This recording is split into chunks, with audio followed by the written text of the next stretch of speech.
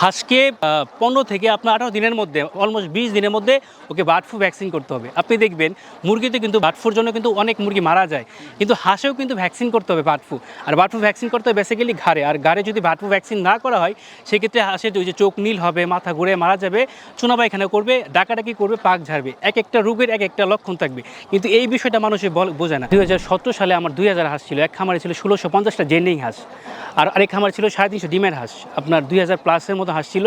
তখন হচ্ছে আপনার ওই হাঁসকে বার্ড ফ্লু ভ্যাকসিন করি না, তখন বার্ড ফ্লু সম্পর্কে একটু অবহেলা করছিলাম যে ভাবছি কয়দিন পরে করবো। আর অন্য একটা খামারই হচ্ছে ওর এখানে বার্ড ফ্লু ধরছিল, সে আমার হাঁস ভিজিট করতে এসে এখানে বায়োসিকিউরিটি মেনটেনটা করতে পারে, সে আমার খামার ঢুকে পড়ছে, আমি মাঠে ছিলাম, এই জন্য হাঁস হচ্ছে আপনার ওই যে বার্ড ফ্লুতে আক্রান্ত হয়ে গেছে। তখন আমি কম দামে বিক্রি করে ফেলছি, আমার তখন প্রায় 7-8 টাকা লস হয়ে গেছে। কিন্তু এখন ওই যে বার্ড ফ্লুর চিকিৎসাও জানি এবং ভ্যাকসিনটাও আমি আসলে জেনে ফেলি। আল্লাহ সুবহানাহু ওয়া তাআলা এই ব্যবসার মাধ্যমে আমাকে উত্তম ফয়সালা দান করছে, ভালো একটা রিজিকের ফয়সালা দান করছে। আমার ডিমের যে হাঁস আছে, আর 700 পিসের কথা বলছি আপনাকে, ওইখান থেকে আমার মান্থলি 1 লাখ টাকার উপরে আসে। একটা গান লিখছিলাম, সেটা হচ্ছে যে করছি আমি হাঁসের খামার, খাইছি আমি বাস, তারপরেও আমি লেগে আছি, এইটাই আমার কাজ। এখন ডিম বেশি, আমি বাচ্চা বেশি, বড় হাঁস কিনলে হয় সবচেয়ে খুশি। প্রবাসী ভাইদের উদ্দেশ্যে যেটা বলবো, আপনার যদি বাজেট কম থাকে সেক্ষেত্রে আপনি বাচ্চা দিয়ে শুরু করবেন 100, 200, 300। আর যদি আপনার বাজেট ভালো থাকে সেক্ষেত্রে আপনার 4 থেকে 5-6 মাসের মধ্যে, মানে 5 মাস 5.5 মাস বয়সে হাঁস নিয়ে শুরু করবেন। আমি আপনাকে স্টেপ বাই স্টেপ যে পরামর্শ দিব, আপনার হাঁসের খামারে লস হওয়ার কোনো সুযোগ নেই ইনশাল্লাহ। আসসালামু আলাইকুম বন্ধুরা, কেমন আছেন সবাই? দেশ এবং দেশের বাইরে যেখান থেকে এই মুহূর্তে আমাদের আজকের এই প্রোগ্রাম দেখছেন, সকলকে স্বাগত জানাচ্ছি। দর্শক বন্ধুরা, আজকে আমরা অবস্থান করছি ময়মনসিংহ বিভাগের শেরপুর জেলায়। আমার পেছনে হাঁস দেখতে পাচ্ছেন, অসংখ্য হাঁস। আজকে হাঁস পালন নিয়ে একটি তথ্যবহুল প্রতিবেদন আপনাদের সামনে তুলে ধরার চেষ্টা করব। এই জেলার একজন উচ্চশিক্ষিত উদ্যমী পরিশ্রমী উদ্যোক্তা মাহমুদুল হক ফিরোজ ভাই, যিনি 2005 সাল থেকে হাঁস পালনের সাথে জড়িত হয়েছে। পড়াশোনার পাশাপাশি অল্প করে হাঁস পালন শুরু করেছিলেন। পড়াশোনা শেষ করে কর্মজীবন অন্য কোনো পেশার সাথে জড়িত না হয়ে এই হাঁস পালন করে তার ভাগ্যের পরিবর্তন ঘটিয়েছেন। চড়াই উতরাই পেরিয়ে তিনি এখন একজন সফল উদ্যোক্তা। আমরা আজকে তার হাঁস পালন নিয়ে গুরুত্বপূর্ণ কিছু তথ্য আপনাদের সামনে তুলে ধরব। তিনি কিভাবে হাঁস পালনে যুক্ত হলেন, কতগুলো হাঁস লালন পালন হচ্ছে, কিভাবে এগুলো পরিচর্যা করা হয়, কোন ধরনের খাদ্য ব্যবস্থাপনায় এদেরকে রাখা হচ্ছে, সেই সাথে আমাদের দেশের শিক্ষিত উদ্যোক্তারা এই সেক্টরে আসলে তাদের জন্য কী পরামর্শ থাকবে, এইসব বিষয়। দর্শক বন্ধুরা, এখন পর্যন্ত আপনারা যারা আমাদের চ্যানেলটি সাবস্ক্রাইব করেননি, চ্যানেলটি সাবস্ক্রাইব করবেন এবং পাশে থাকা বেল আইকনটি অন করে দিবেন। সেই সাথে জানিয়ে দিবেন কৃষি সেক্টরে কোন ধরনের ভিডিওগুলো দেখতে আপনি পছন্দ করেন। চলুন শুরু করা যাক।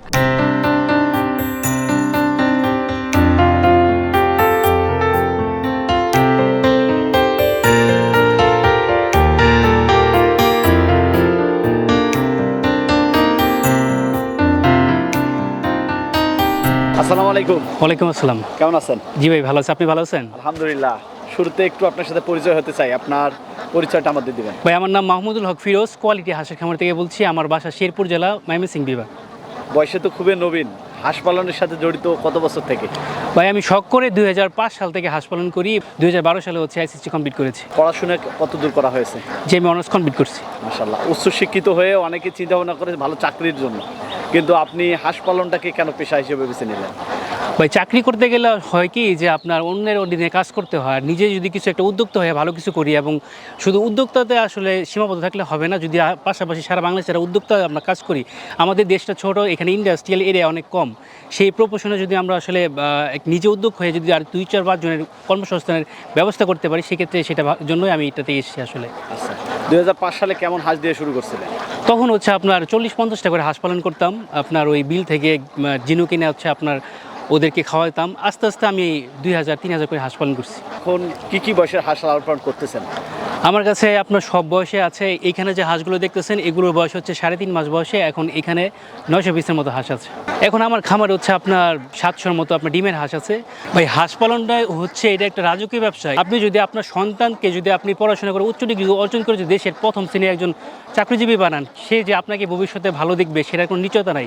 কিন্তু হাঁস হচ্ছে এমন একটা প্রাণী, এটাতে ইনভেস্ট করলে এটা আপনার একটা ভালো ভবিষ্যৎ করে দিবে, এটা একটা ভালো ফিউচার আছে। কিন্তু আপনি দীর্ঘদিন থেকে এই সেক্টরে, হাঁসের বাচ্চা ফুটানো থেকে শুরু করে একদিন বয়সের বাচ্চা থেকে ডিমে আসার আগ পর্যন্ত কী পরিচর্যা থাকে, এর পরবর্তীতে ধাপে আরও কী করণীয় থাকে, এবং ডিমে আসলে বিশেষ কি ভ্যাকসিনেশন, খাদ্য ব্যবস্থাপনা থাকে, A to Z আমাদের একটু জানাবেন।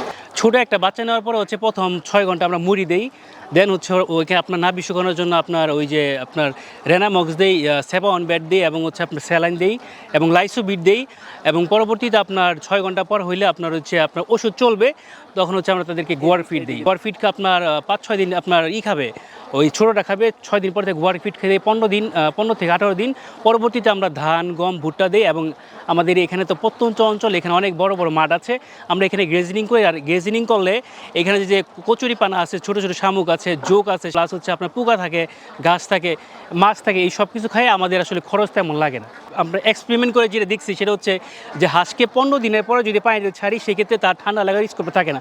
আর যখন আমরা 15 দিন পরে ছাড়বো তখন হচ্ছে প্রথম দিন হচ্ছে 5-10 থেকে 10 মিনিট আপনার পানিতে ছেড়ে একটু অ্যাডজাস্ট করবো, পরের দিন আবার একটু 20-30 মিনিট, এইভাবে আস্তে আস্তে অ্যাডজাস্ট করার পরে এবং আমরা তাকে লং টাইম দিয়ে রাখবো, কোনো সমস্যা নেই। কিন্তু সেই ক্ষেত্রে 25 দিন হয়ে যাবে। আর যেদিন আমরা মাঠে ছাড়বো, পানিতে ভিজাবো, সেদিন সন্ধ্যাবেলা ওদেরকে আমরা হচ্ছে মানুষের যেটা আছে নাপাস সিরাপ, সেটা দিলে ওর যে জ্বর থাকবে ঠান্ডা থাকবে সেটা হয়ে যাবে। এটা আসলে অনেকেই জানে না, যার জন্য ছোট বাচ্চা মারা যায়। এবং ছোট বাচ্চা যখন আপনার ব্রুডিং করতে যাবেন, এখানে একটা কথা বলি, রোগ প্রতিরোধ ক্ষমতা কম থাকে, সেক্ষেত্রে তাকে করতে হবে কি যে আমরা ওই যে হাই ভোল্টের বা হাই কোম্পানির আপনার ফিডটা দিই না, আমরা একটু হাউস ফিডটা দিই, যাতে করে হচ্ছে আপনার ওই শরীরটা একটু স্ট্রং হয় এবং ওই যে ওষুধ খাওয়ানো হয়। এভাবে যখন বড় হয় 1 দিন 2 দিন পর থেকে 5 দিন পর থেকে হচ্ছে আমরা একটু ওই যে গোয়ার ফিডের সাথে যখন দিই তখন একটু আপনার ভালো ফিড দিই। বাচ্চা অবস্থায় কোনো ভ্যাকসিনেশন থাকে? খুব সুন্দর একটা প্রশ্ন করছি। আমরা মূলত জানি যে হাঁসকে 25 থেকে 30 দিন বয়সে মানে ভ্যাকসিন করতে হয়।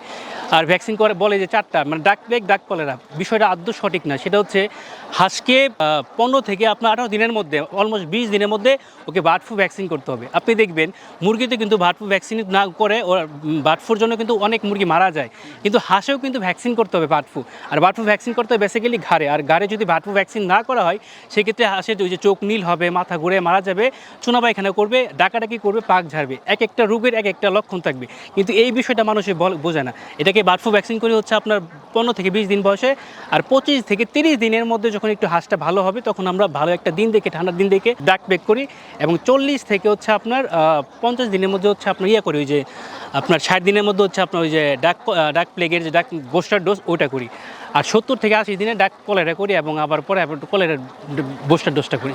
এই হচ্ছে ভ্যাকসিনেশনের বিষয়টা। খাদ্যের ব্যবস্থা প্রাথমিকটা বলছেন, এখন এগুলো তো কিছুদিন পরে ডিমে আসবে। হ্যাঁ। এই সময়টাতে এই হাঁসগুলো মাঠে কি পাচ্ছে বা কি খাচ্ছে? এখন আমাদের এখানে সুযোগ আছে, আমরা এখানে খাওয়াচ্ছি, আর অনেক মানুষের কাছে থাকে না, সেক্ষেত্রে ওনারা আপনার ওই যে হাঁসগুলো ডিমের মুখোমুখি হয় সেই হাঁসগুলো নিয়ে শুরু করলে তাদের জন্য ভালো হবে। কারণ একটা বাচ্চা থেকে বড় ডিমের হাঁস শুরু করতে গেলে এখানে প্রায় 7-800 মতো খরচ হয়। এটা একটা নতুন খামারির জন্য অনেক বোকামি একটা কাজ। আমরা এই হাঁসগুলোকে খাওয়াচ্ছি, যখন এটা মাছ শেষ হয়ে যাবে তখন হচ্ছে আমাদের এখানে তো শামুক আছে, আমরা এক্সট্রা শামুক নিয়ে আসি আমাদের হাওড় থেকে। যখন আমরা আটকা পড়ি তখন হচ্ছে আপনার ওই যে ধান, আপনার ওই কী বলে যে ভিজায়, শুকনো ধান খাওয়াই না, ভিজায় তাকে খাওয়াই, পাশাপাশি গম দেই, ভুট্টা দিই, যেটা সহজলভ্য থাকে, কম দাম থাকে, সেটা আসলে খাওয়াই। আর হাঁসকে অনেক মানুষে কিন্তু 4.5 মাসে 5 মাসে ডিম আসে, কিন্তু আমরা যারা সিনিয়র খামারি, যারা 20 বছর যাবত হাঁস পালনের সাথে অভ্যস্ত, তারা কিন্তু হাঁসে কখনো 4.5 মাস থেকে 5 মাসে ডিম আনি না। আমরা ডিম আনি 6 মাসের পরে, ওই যে আপনার 5.5 মাস হলে তাকে 50% ফিড দেই আর 50% ওই যে ধান এবং ভুট্টা দিই। 6 মাসে ডিমে নিয়ে আসেন কেন? এতে সুবিধা কী পায়? মেয়ে মানুষ কিন্তু 12 বছরের বয়সেও সন্তান প্রসব করতে পারে, সেক্ষেত্রে কিন্তু মাতৃ ঝুঁকি থাকে এবং সন্তানের ক্ষতি হয়। একটা হাঁস 4 মাসে, যে বিষয়টা বললাম, 4 মাসে ডিম পারতে পারে, কিন্তু ওকে ডিম পাড়ালে পরবর্তী যে কোনো একটা অকারেন্স ঘটলে, ধরেন হিট স্ট্রোক করলো, গরম হলো, পর স্বল্পতা বা কোনো একটা মানে আপনার ভাইরাস আসলো, তখন তার রোগ প্রতিরোধ ক্ষমতা কমে যাবে। তার অ্যান্টিবডি যদি, তার একটা শক্ত বডি যদি স্টোরি না হয়, সেক্ষেত্রে কিন্তু সে আপনার সহজে কাবু হয়ে যাবে। এই জন্য আমরা হাঁসকে মূলত হচ্ছে 6 মাসে আপনার ডিম আনি, এবং তখন ওই হাঁসটা একটা শক্তিশালী বডি তৈরি হয়, তখন আর কোনো সমস্যা হয় না। সেই ক্ষেত্রে আপনার জেন্ডিং হাঁসটা ডিম পাড়ার পরে ওর একটা ভালো একটা ওয়েট থাকে, যেটা আপনার ওই যে বিক্রি করতে গেলে 600 টাকা বিক্রি করা যায় শীতকালে, যখন মাছের খুব চাহিদা থাকে। তো সেই ক্ষেত্রে খাকি ক্যাম্বেলে কিন্তু ওইরকম ওয়েট থাকে না। সব দিক থেকে সরকার বিবেচনা করেই জেন্ডিংটাকে মানে প্রমোট করে। আমি সবসময় জেন্ডিং এই জন্যই পালন করি। এই হাঁস যখন ডিমের ব্যবস্থা আসবে তখন সূচনামূলক প্রাথমিকভাবে আমরা তাকে 50% ফিড দিব, আর 50% বেজানো ওই যে আপনার দিব, ধান দিব, না হলে শামুক দিব। ও যখন এইভাবে আস্তে আস্তে 80% ডিম আসবে তখন পুরোপুরি হচ্ছে আমরা ফিডের উপর ডিপেন্ড করব।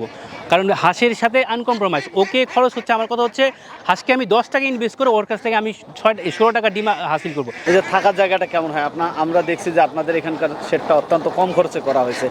থাকার ব্যবস্থাটা কেমন হলে এরা ভালো পরিবেশে বড় হতে পারে?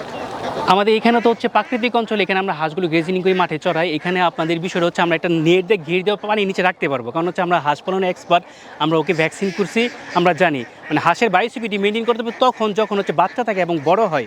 এই হাঁসগুলো যেহেতু এই যে আপনার পানিতে চড়তেছে, সেক্ষেত্রে এদের কোনো একটা বডির মধ্যে এটা অ্যাডজাস্ট হয়ে গেছে। তো আমরা কম টাকায় বানাইছি, কারণ হচ্ছে এই বয়সটা কম, এদেরকে ওই রকম বেশি টাকাতে বানাইতে হবে না। যারা অনেকে ব্যয়বহুল করে শেড করে, সেটা কি দরকার আছে না? আপনাদের মতো শেড করলেও হাঁস রাখা সম্ভব। তাদের যদি আমাদের মতো সুন্দর মাঠ থাকে, তারা যদি এই গ্রেজিং করে যে এইভাবে এই করবে, সেক্ষেত্রে প্রাথমিকভাবে ছোট একটা ঘর করবে, নর্মাল টাকা খরচ করে। সে যদি হাঁসের সফল হয় তখন সে ভালো ঘর করবে। আর যদি তার ঘর নদীর পাড়ে বিলের পাড়ে হয়, যে এখানে চোর বা অন্য কোনো আপনার পশু দ্বারা ক্ষতিগ্রস্ত হয়, সেক্ষেত্রে একটু টাকা থাকলে সে বেশি টাকা ইনভেস্ট করতে পারবে, কোনো সমস্যা নেই। 2005 থেকে এখন 2026 সাল, দীর্ঘদিনের পথ চলা। এই খামার করতে এসে কখনো লসের সম্মুখীন হয়েছেন? জি ভাই, আমি 2017 সালে আমার 2000 হাঁস ছিল। এক খামারে ছিল 1650টা জেন্ডিং হাঁস, আর আরেক খামার ছিল 350 ডিমের হাঁস, আপনার 2000 প্লাসের মতো হাঁস ছিল। তখন হচ্ছে আপনার ওই হাঁসকে বার্ড ফ্লু ভ্যাকসিন করি না, তখন বার্ড ফ্লু সম্পর্কে একটু অবহেলা করছিলাম, যে ভাবছি কয়দিন পরে করবো। আর অন্য একটা খামারই হচ্ছে ওর এখানে বার্ড ফ্লু ধরছিল, সে আমার হাঁস ভিজিট করতে এসে এখানে বায়োসিকিউরিটি মেনটেনটা করতে পারে, সে আমার খামার ঢুকে পড়ছে, আমি মাঠে ছিলাম। এই জন্য হাঁস হচ্ছে আপনার ওই যে বার্ড ফ্লুতে আক্রান্ত হয়ে গেছে, তখন আমি কম দামে বিক্রি করে ফেলছি। আমারও তখন প্রায় 7-8 টাকা লস হয়ে গেছে। কিন্তু এখন ওই যে বার্ড ফ্লুর চিকিৎসাও জানি এবং ভ্যাকসিনটাও আমি আসলে জেনে গেছি। 7-8 লক্ষ টাকা লস করে একটা শিক্ষা পেয়েছেন। আপনি ব্যক্তি জীবনে এই সেক্টরে এসে এখন নিজেকে কতটা সফল মনে করেন? প্রত্যেকটা ব্যক্তিরই কিন্তু মাসিক একটা আয়ের দরকার রয়েছে। তো কেমন হাঁস বেচা কিনা করা সম্ভব হয় এবং সেখান থেকে মান্থলি কেমন আয় হয় এবং সেটা থেকে সব মিলে আপনি কেমন আছেন, এসব বিষয়ে যদি একটু বলেন। আল্লাহ সুবহানাহু ওয়া তাআলা এই ব্যবসার মাধ্যমে আমাকে উত্তম ফয়সালা দান করছে, ভালো একটা রিজিকের ফয়সালা দান করছে। আমার ডিমের যে হাঁস আছে, আর 700 পিসের কথা বলছি আপনাকে, ওইখান থেকে আপনার মান্থলি 1 লাখ টাকার উপরে আসে। আর এইভাবে যে হাঁস মানুষকে বিক্রি করি বা মানুষের যে প্রবাসীদেরকে অনেকে আমাকে টাকা ব্যাংকে পাঠায় দেয়, আমি দিয়ে আসি, সেই ক্ষেত্রে আমার একটা ভালোই আছে। একটা গান লিখছিলাম, সেটা হচ্ছে যে করছি আমি হাঁসের খামার, খাইছি আমি বাস, তারপরেও আমি লেগে আছি, এইটাই আমার ক্রাশ। এখন ডিম বেশি, আমি বাচ্চা বেশি, বড় হাঁস কিনলে হয় সবচেয়ে খুশি। প্রবাসী ভাইদের উদ্দেশ্যে যেটা বলবো, আপনার যদি বাজেট কম থাকে সেক্ষেত্রে আপনি বাচ্চা দিয়ে শুরু করবেন 100, 200, 300। আর যদি আপনার বাজেট ভালো থাকে সেক্ষেত্রে আপনার 4 থেকে 5-6 মাসের মধ্যে, মানে 5 মাস 5.5 মাস বয়সে হাঁস নিয়ে শুরু করবেন। এতে করে আর আমার কাছে নিলে, আমি অনেক বছর যাবত হাঁস পালনে সম্পৃক্ত আছি, আমি আপনাকে স্টেপ বাই স্টেপ যে পরামর্শ দিব, আপনার হাঁসের খামারে লস হওয়ার কোনো সুযোগ নেই ইনশাল্লাহ। আপনার সাথে অনেক কথা হলো। আজকের প্রোগ্রামটি আমার মনে হয় যে খামারি ভাইরা দেখে উপকৃত হবে। আপনি ভালো থাকবেন, সুস্থ থাকবেন এবং আগামীতে এই কাজটি অব্যাহত রাখবেন, এই আশাবাদ ব্যক্ত রেখে বিদায় নিচ্ছি। আসসালামু আলাইকুম। ওয়ালাইকুম আসসালাম, দোয়া করবেন ভাই।